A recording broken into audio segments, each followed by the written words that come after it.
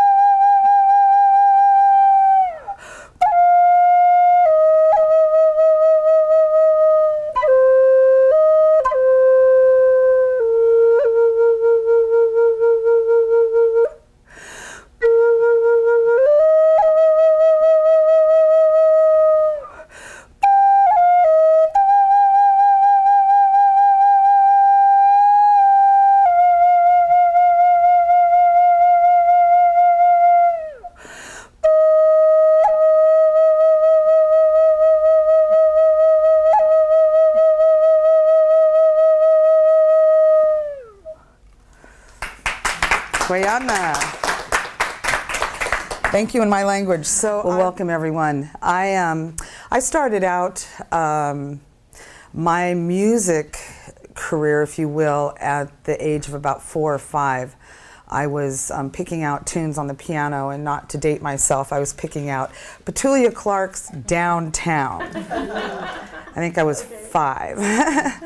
4 or 5, and some neighbors, some friends of my parents said, she's really got some talent, you might want to get her some piano lessons. So we had a hard time finding a piano teacher at 4 or at 5. I had to wait until I was almost 6, and I think I had my first recital at 6 on the piano.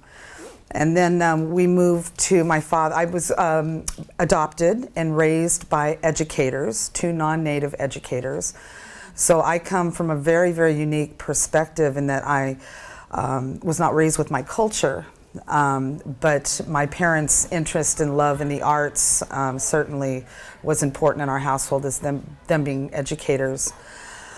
So we moved to Arizona, where my dad was getting his doctorate in education, and we moved mid-year. And it was my goal since I was little to once in 4th grade in the public school systems is when you can start music. So I was very anxious to be on that path, and I'm going to let these guys get settled and we'll introduce them. Come on in, have a seat. Please sit up front. I won't bite. I won't even play too loud in your ear or anything. I've seen you before. So we're just introducing ourselves, what we teach. I'd like to kind of know where you guys are coming from as educators and teachers with arts in the schools. So just a brief introduction of what you teach, and we'll start with, yeah, both the newcomers. Myself, I'm Keith Grishka, and I teach at Everett Middle School in San Francisco. Thank you. Excellent. So I instrumental music and when I have to, choral.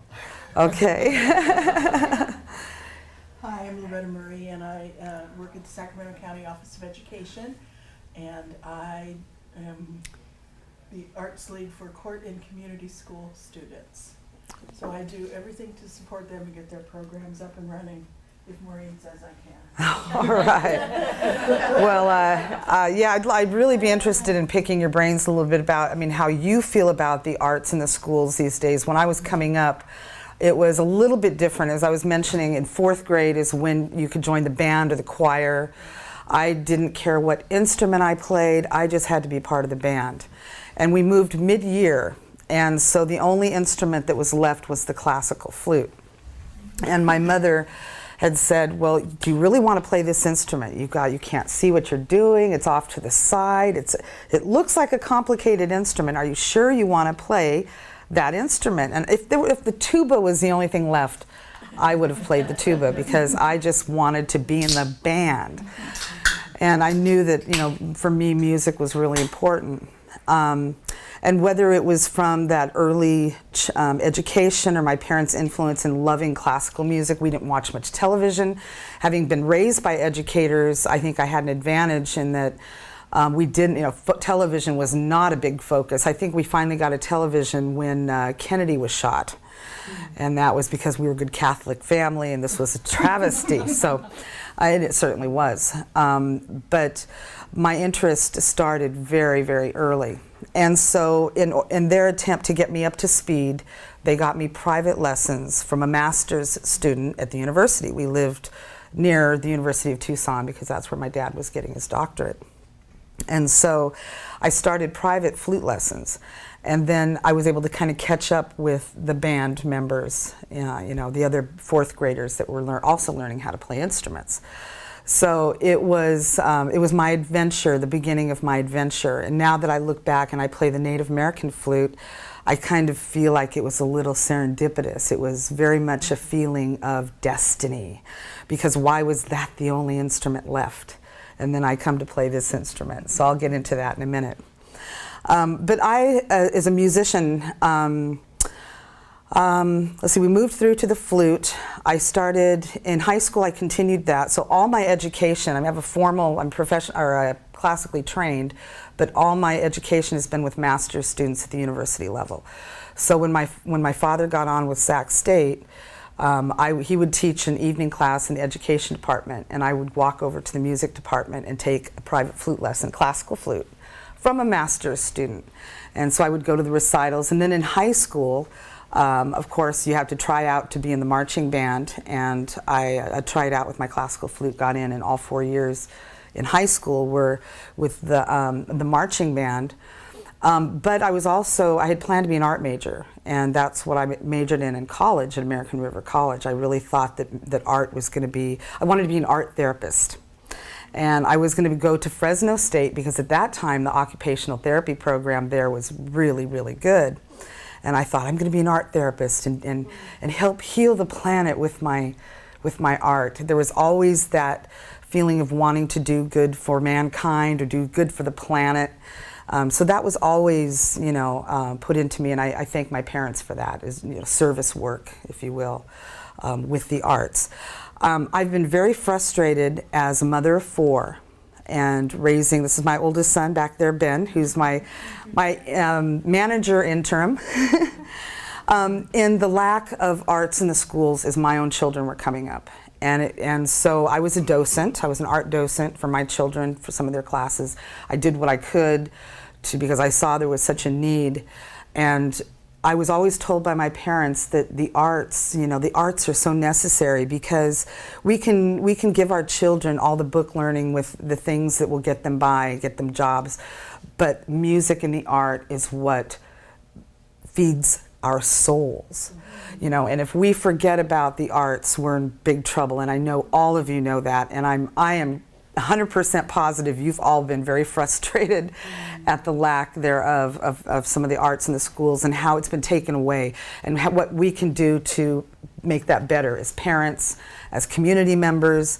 I do a lot of mentoring. I mentor young people. I lecture at American River. Talk to the kids about being professional musicians, what that entails. It's not an easy road. My parents always said, finish your degree, in college, because you're going to need something to fall back on, because you may not make a lot of money as an artist. They were right. It's been a huge challenge, but it's also been such a blessing because as a musician, we do a lot of things we can to try to make ends meet and work, and of course that means teaching. So although I did not complete with my college education, I've done a lot of teaching, and I can really appreciate my parents who did that for more of an actual living. My mother was a reading specialist with San Juan, and my father was the interim chair of the education department at Sac State for a while. So I really appreciate them and their input in my life, and I'd sworn I was not going to be a teacher because I was raised by teachers. I'm not going to be a teacher. And I find that it's the thing I love the most. And maybe it was those early years going into the classroom with my mother. And because I was artistic and creative, I got to do all the bulletin boards. I got to help decorate and come up with ideas. And then when it was time for, because even in her schools, the teachers didn't come around that often like you. They would come around with their wares once a week maybe. And it was just, horrific. So I would help out and come in and sing songs. I played the guitar, and I would help lead the kids and sing-alongs and bring instruments for them to play. And so as the daughter of an educator, she utilized me because there was that need, especially at the elementary school level back then. So it's been quite a journey, and I want to stop here and answer any questions you may have thus far in terms of what I do, and if not, I will play another song for you. Any questions? Okay. This is a bass flute. Now the flutes, these are all Plains Indian style flutes. This one is a bass flute, so the larger the vessel, the lower the sound. It's made from Alaskan yellow cedar. Traditionally, these instruments were made from cedar or redwood because the woods is very soft and therefore haunting, gives it the haunting quality that you may, affiliate with native music. I play the bass flutes also for hospice work. It's got more of a mellow tone, and on some of the solo albums I've done, teachers have said that the solo flute is really helpful, like after recess, when the kids need to kind of settle down, or on really windy days when their energy is ching. So the flute has been helpful for some teachers in the classroom as well. So this is a lower flute. I played a higher flute, also Alaskan yellow cedar. It seems to be my favorite wood. But I'm going to do an improvised piece. And as Native people, this instrument was used more improvisatory. It was played, you play it from the heart, from the spirit. So I like to do that, even though I've been classically trained and I know songs, but I like to play from the heart. It's such freedom in this instrument, so enjoy.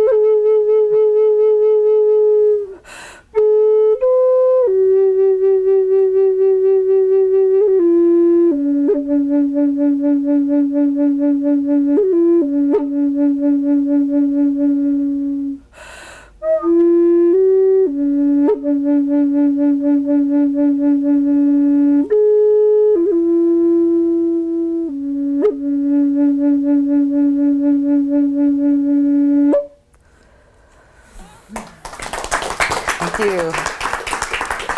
Thank you.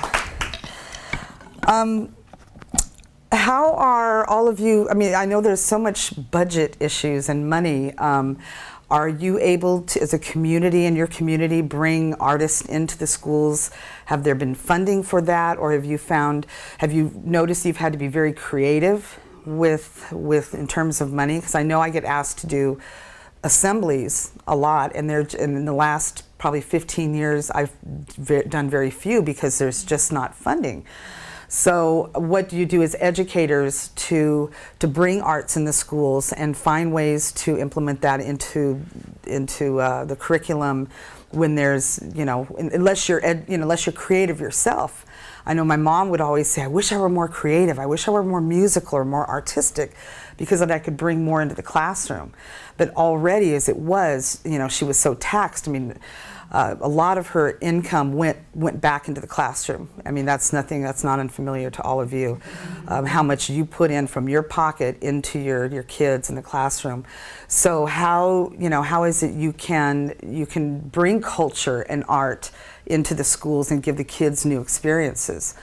I do a lot of mentoring. I don't know if it's possible in your communities to find ethnic, a lot of times there are groups, children's groups or youth groups in certain ethnic groups that have drum groups or dancers. I know in the Indian community there's several groups that will go out and perform, kids, young people performing for other kids and coming and doing assemblies, and they usually don't require a large fee for that. So has that been able to occur in your communities? And what is your major source of frustration in getting arts in the schools? Does anyone have it? I mean, what's your number one frustration?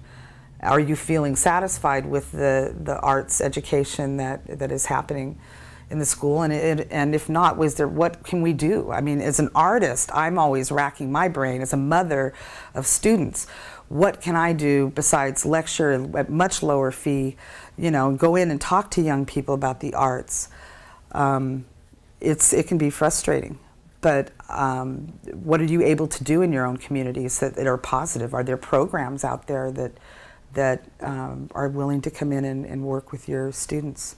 Or do you feel kind of like you're left hanging without much resources?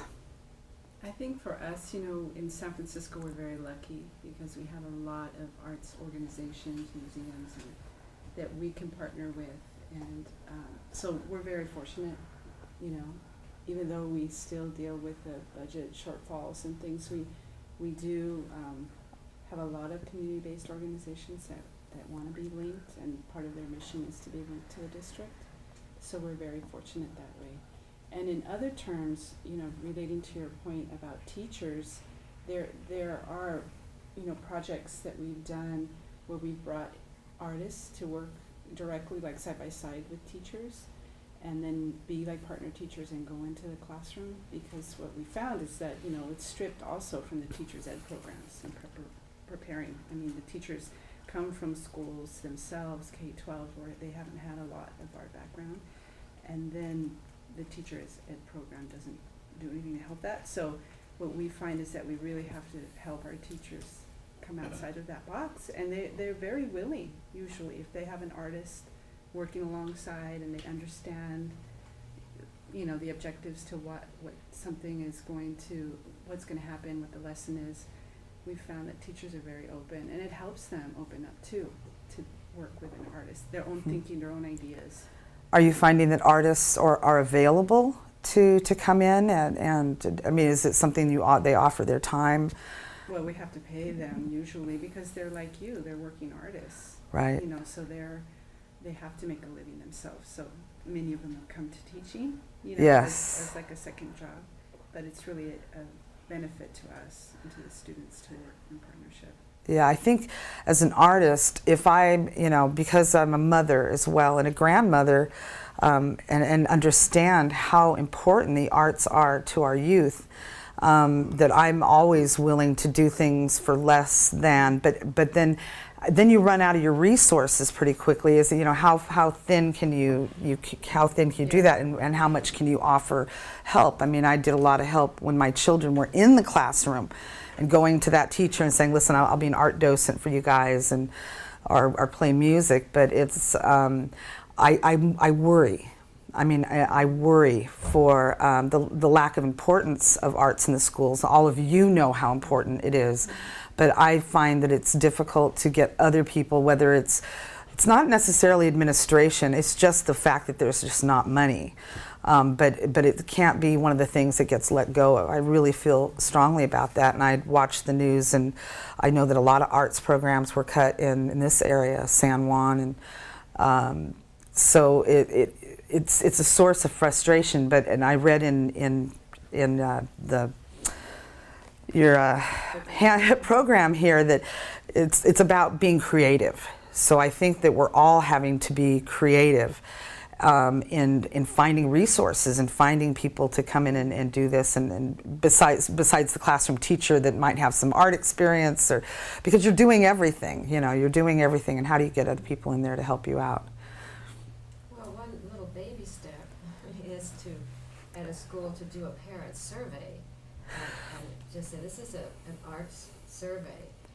Right there, it shows that the school is thinking about the arts and feeling that they're important, and then see if there's any parents who have any background in the arts. And it's surprising sometimes that they've been there all along, you just haven't known it. And then if you can begin to get maybe some of those folks together and start brainstorming what could be done, and give them a little taste, give the teachers and the children and the other parents a little taste of the arts, sometimes that springs forth other volunteers who are willing to write grants and that kind of thing. So it's kind of a little incubator kind of thing, but I've seen it work. That's a great idea. You know, in secondary, a lot of my kids' teachers didn't even know. I mean, once they start having 5 and 6 teachers, a lot of them didn't know what I did for a living. It's like, oh my gosh, you're Mary Youngblood's son. You know, we could have used you. Where were you? Know? And so I think that's a fabulous idea of getting, because no one even asked me, am I interested in the arts as a parent? Do I want to contribute? Do I want to be helpful in some way? Because I probably would have been a little bit more, if I had had teachers coming to me saying, oh, you've got these skills, I heard you do this, can you come and donate some time? I probably would have done a little bit more of that. As life gets busy, and as 4 kids in secondary, it's like, how many teachers is that between all of them? So I think there were times that as a parent, I tried to give more, but I think that we could still do more. I do it, and I was thinking on the way over here, being creative. What am I doing to try to generate more income for myself as an artist out there? I've got to be really creative. I'm going to be working with a wonderful gentleman named Carlos de la Fuente, and he is most known for his peace marches across the country. 72 years old, and has been a peace activist for a long time. And we're going to be collaborating on, now the focus is going to be Mother Earth. Peace is great, but we got to save the planet. So as the two of us were brainstorming of what we can do as artists to contribute back into society and back into our communities, what can we do to help?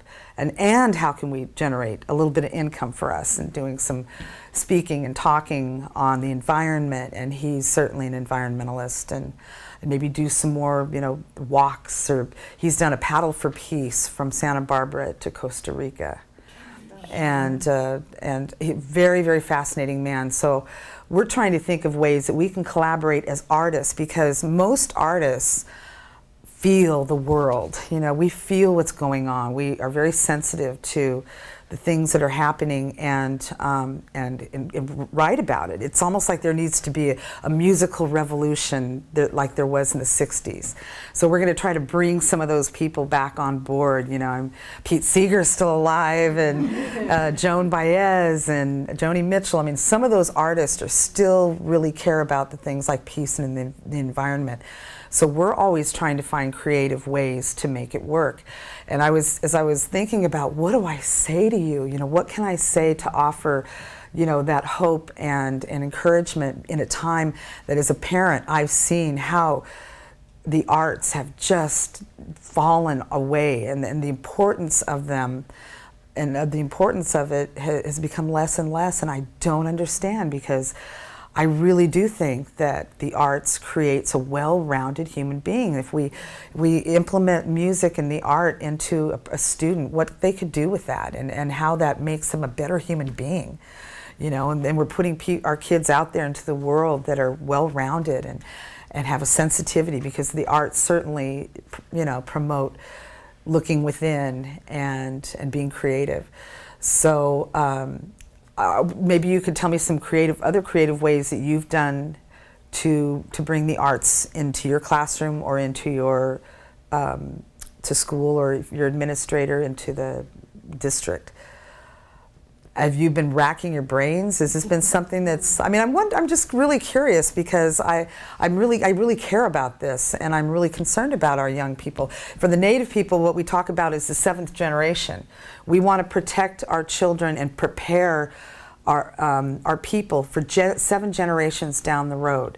So when I think about the 7th generation and how we are planting seeds as teachers and educators of the arts, how are we doing that? Are we planting those seeds for our young people for the 7 generations to come?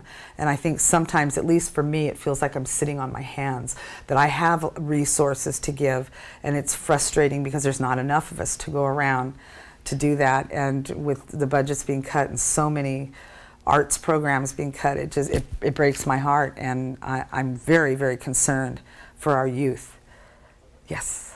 Yeah, you know, well, that was one of the reasons that I went into after-school programming. As a teacher in the classroom, the last several years I was in the classroom, I became really frustrated with the fact my students were not coming in with those critical thinking skills that they had previously. With so much accountability with CSTs, there was more about taking the test and less about that trial and that failure and that going back and trying again until they're successful. And so in the after-school programming, we have the opportunity to bring in music and teach guitar and teach drum and teach dance and et cetera, that unfortunately just often isn't available during the school day. Yeah. Well, any other thoughts on that? This is a real challenge, and how do you work within that system where we know that there's such a great emphasis on the academics, and certainly we want an emphasis on academics, but how do we take and team the two together so that they're getting both? Because it's time and money now. It's time too. Time. Time is a big one. Yeah. You know, we can always, as artists, we can always, you know, lower prices for students to come in. And most schools do that. I mean, you know, when I performed in American River, if you were a student, you could come to the concert for free. And so they do encourage that. You know, go to the arts, or if you go attend so many performances, you get extra credit for doing that. So I had people coming up to me at the World in Music Dance Festival here and going, I came, can you sign this off? You know, I was here. And it's like, yeah, but are you getting it? You know, and even my own students, my own private students, have fallen off with the economics. And it's like, okay, I've kind of surrendered to the fact that I'm not going to make a lot of money doing this. So what can I do to help the planet? You know, what can I do to help the world? And luckily, most artists kind of think like that. And so it's now about the environment and about peace and about getting along and about educating our children. So I'm really, really pleased to be here and offering anything I can besides playing you a song of my own experiences in the classroom and the frustrations and the importance of arts in the school. So I just, you know, kudos to all of you for doing this really important work. It is so important, and it is laying that seed for the 7th generation. And that's really important because my teachers were hugely important to me. I can't remember her name. I want to say it was Ms., started with a K. I think it was Hawaiian. But my first art teacher was so so important in my life as a seventh grader, you know, and she had long hair. I think she had some native blood, and she really encouraged me. And it was the little things she did, not just teaching us the primary colors, the secondary colors, you know, and how to work with clay. I mean, it was more than that. And I've seen my own parents and what they give to their students and how they interact. And it's you know, you all are so important, and your jobs are so important. And I wish I could do so much more to help, you know. I think we all thought the lottery, you know, was gonna give us that, you know, and the frustration that you have. But we're creative creatures, and I think the world is getting to a place where the artists and the art teachers and the arts teachers are going to be so important, because, you know, it might be one of the most beautiful things we have left, you know, if we continue down this path. I know that Native people are very concerned, you know, and, you know, where we go from here. Is it all just downhill from here, or is there hope?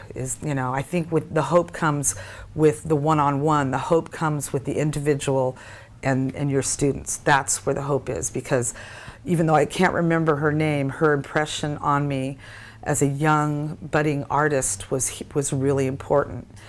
And, you know, praising my work, and, you know, just the encouragement and the fact that she believed in it. I could sense that even at 12, 13 years old. She knew she was doing something important. And then my art teacher in high school, Mr. Masdelin, I had him for core. And I eventually went through all the art classes at Del Campo High School and was a teacher's aide, you know, for the last year. And he was really a special person in my life. I think he's passed on by now. He was from Persia before it became Iran. And I would sit there, and we'd have core where they turn on the Pledge of Allegiance in the morning, and everyone stands and does the Pledge of Allegiance. I would sit there on my stool and just sit there. I wouldn't say the Pledge of Allegiance. I decided I was going to be a radical Indian. And the skins had taken over Alcatraz. You remember that time in the 70s when the natives had taken over Alcatraz? Well, I was too young to really be a part of that, but I was there in spirit. And so my rebelliousness, I sat on my art stool, and I wouldn't say the Pledge of Allegiance. He'd go, "Mary, I don't understand. This country's been so good to me. We escaped over midnight into Turkey." I mean, it was like something from The Sound of Music. And we both really, and I think I was his favorite student, and he was my favorite teacher, but we politically, you know, he was like, "This country's everything. I don't know why you're not praising this country. You need to stand up and give the Pledge of Allegiance." And I was just going to be a rebellious Native American at the time and say, no. But, you know, he had such an impact on my life. And just even his laughing at my not standing to say the Pledge of Allegiance, there was like a little understanding there between the two of us. And my connection with him was so important. As I moved through college, it's a little bit different. I tell my son, who loves art, you know, it's going to be a little different in college. You have to start over with the color wheels again. And I got kind of bored with that, and I decided, what? I've been through all the art classes. I'm an artiste already, you know. I don't need this. But if I just stuck it out and hung in there, you know, and I did take lots of art classes as well. But we're talking about him and I taking classes over at American River again, and I would finish my degree then and get him started. So we'll see how that works. I'm still thinking about education, so I don't think it ever stops. Okay, I'm going to play another song. This is a dual-chambered flute, very dangerous flute. Should we see? Oh, yeah. I didn't do that joke after 9/11 for a year. It's just kind of weird, because I'm such a pacifist. So this thing, I mean, you can talk to my kids. They weren't allowed even squirt guns when they were little. So the dual-chambered flute, it's very ancient in some ways. Our brothers and sisters in Mexico and South America played multi-chambered flutes, but usually made out of ceramics. So this is a wood flute. This is a contemporary instrument, a Native American flute. On one side is a drone, and the other side is the actual flute. So it has a very unique sound.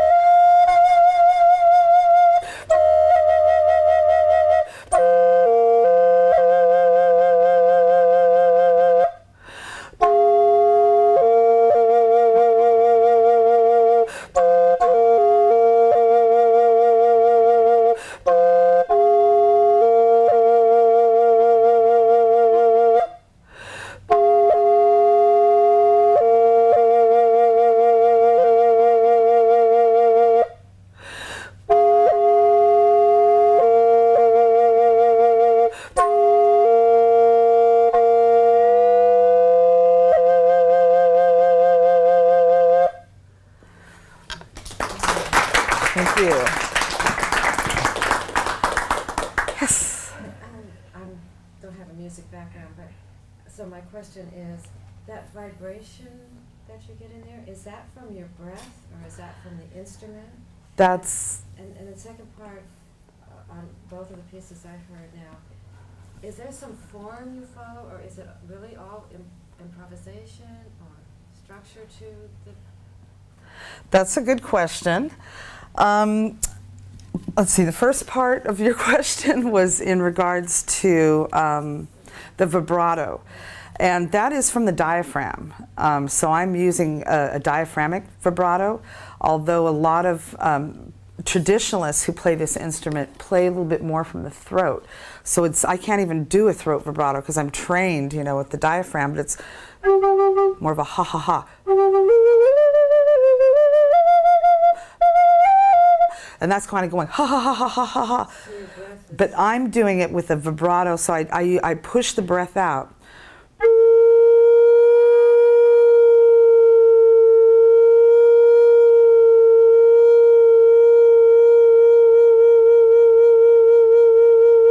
So it's all from here, and I always tell my students, my flute students, it takes a lifetime to perfect that vibrato, and you'll never will.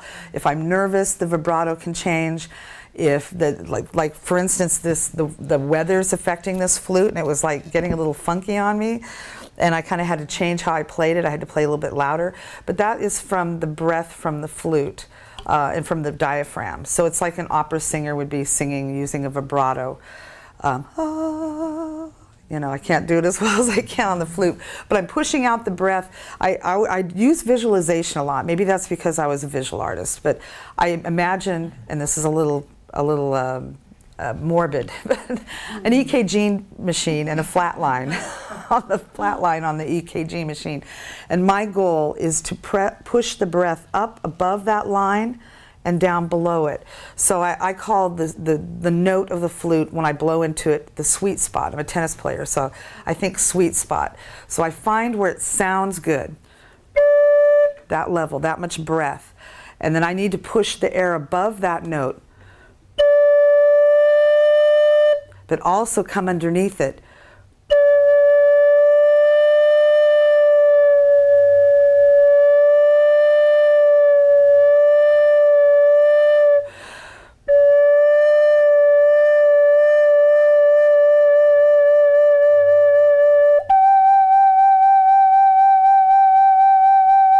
And the goal for me is to get it as evenly as possible, to be like waves.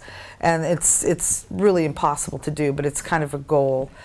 Is that from your classical training? Yes. Or is that also in the Native American? No, it's not in the Native American world. They use more of a throat vibrato, where you know how you see singers sing, and sometimes you see the Adam's apple or their throat moving. They're using more of their throat than their diaphragm in playing or singing. So there's, in the way I teach the vibrato is the classical style, although the other style is just as fine because it's traditional. I mean, you hear a lot of flute music, and it will have more of a quicker waves. And some players play with the emphasis on the top part of the note. And so it's heavy, like, because it's easier to go hoo, hoo, hoo than to lower the breath. So it really, it's more of an advanced technique on the flute. But I did bring a lot of that classical training to this instrument, which made it unique for its time. I'm the first Native woman to record the instrument. And we just unfortunately lost the Best Native American category about a month ago. You may have read in the paper that the Academy of Recording Arts and Sciences, the Grammys, consolidated 34 categories. So they put pretty much CP people, they pretty much put ethnic music into one box, which a lot of us aren't happy about, because I mean, we have the Latin Grammys, which are coming up. They have their own entity. Native Americans have the NAMI Awards, the Native American Music Awards, and various other cultures do, but some don't. I mean, like our brothers and sisters in Hawaii, they lost their category as well, and it's only a 9-year category. So overnight I became the first, only, and probably last Native American woman to ever receive a Grammy Award in this category. Now we're all bunched into American roots music. So talk about frustrating in the field itself. It's, you know, artists are struggling too, and it's like we need our artists. We need our artists, because often the art of the time is a social voice, it's a spokesman for humanity is the arts. So I mean, I really believe that in my soul, that and it will be the artists that speak out. It will be the artists that help make change in this world. It always has been artists. So if anyone has any more questions, shoot them at me real quick, and I know we're running out of time. So when you improvise, are you using more Western phrasing, or are you using native chant? I was not raised with my culture, so I didn't have that, you know, songs that were passed down from generation to generation. These are mostly my own compositions. And I do work, I think your other question was working in a framework of classical phrasing. I mean, there's certainly songs I do that are in 4/4 time or 3/4 time, and they're pretty much, I mean, I used a click track to record them. So they're, in terms of rhythmically and phrasing, they would be probably considered more Western, although the compositions are my own.